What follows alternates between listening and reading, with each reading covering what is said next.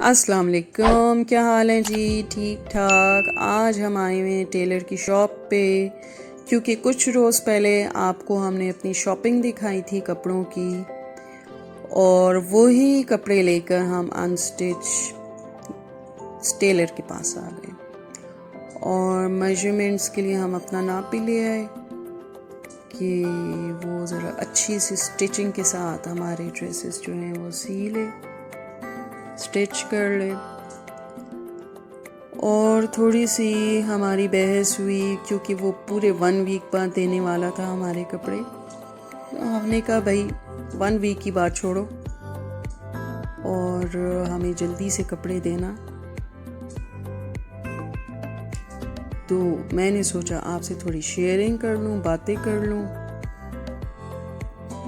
और ये लेडीज़ के भी और जेंट्स के भी, दोनों के स्टिच करते हैं ड्रेसेस, और काफ़ी अच्छी इनकी स्टिचिंग है, इसीलिए अभी तक मैंने इनको छोड़ा नहीं। और जी हम जो ड्रेसेस बन चुके थे सोचा वो भी लेते हुए आ जाएं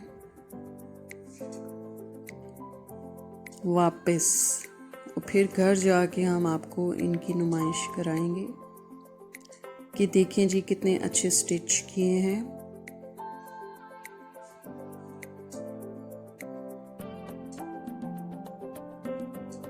कुछ सैंपल आपको दिखा रहे हैं।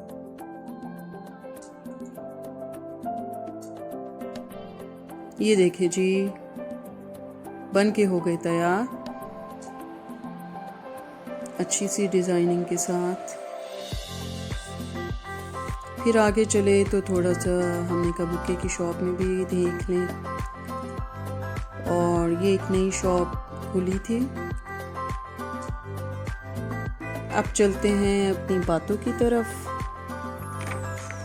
और बातें क्या हैं, बस थोड़ी सी डिस्कशन करनी है, कुछ समझदारी की बातें आपको बतानी हैं। वो ये कि सब्र एक ऐसी सवारी है जो अपने सवार को गिरने नहीं देती, ना किसी के कदमों में और ना किसी की नज़रों में। और ज़मीर की आवाज़ ना तो ज़ाहिरी ज़ुबान से दी जाती है और ना ही उन कानों से सुनाई दे सकती है। मतलब ये कि वो आपकी इनर वॉइस है, और अगर वो झंझूरता है तो वो अंदर से ही आपको फील होता है गिल्ट, और अगर वो आपको बकअप करता है तो वो भी आपको इनर फीलिंग आती है। इसलिए ज़मीर की आवाज़ पे ज़रूर हमें लब्बैक बोलना चाहिए। दरख्त पे बैठा हुआ परिंदा कभी शाख के टूटने से नहीं डरता। रीज़न वो इसलिए क्योंकि उसका एतमाद शाख की मजबूती पे नहीं बल्कि अपने परों की मजबूती पे होता है। इसलिए ज़िंदगी में सहारे ढूंढने की बजाय हमें उस परिंदे की तरह खुद पे एतमाद करना चाहिए, क्योंकि सहारा तो एक दिन टूट जाता है, लेकिन आपका खुद पे बना हुआ एतमाद कभी आपको गिरने नहीं देता, और आप हमेशा अपने एतमाद की बेस पे लाइफ में आगे चले जाते हो। और जो सहारे हैं वो तो टूटने के लिए बनते हैं, और यही रीज़न है कि जो बंदा खुद पे एतमाद रखता है, अपने टैलेंट पे एतमाद रखता है, वो ज़रूर सक्सेसफुल होता है, क्योंकि वो किसी और पे बिल्कुल रिलाई नहीं करता, किसी और के आने का इंतज़ार ही नहीं करता कि भी मेरे साथ मिले तो फिर मैं ये काम शुरू करूं, क्योंकि इंडिविजुअली हर बंदे में अपना टैलेंट होता है। लिहाजा हर बंदे को खुद अपना सहारा बनना चाहिए, बजाय इसकी कि वो किसी और पे नज़र रखे।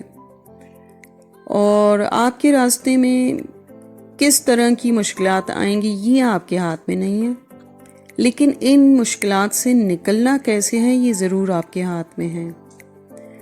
क्योंकि अल्लाह ताला ने अगर मुश्किलात कहीं से पैदा की हैं या पैदा नहीं भी की, लाइफ है, मुश्किलात आती रहती हैं, तो उससे निकलना भी सिखाया कि भाई इस मुश्किल से अब तुमने कैसे निकलना है।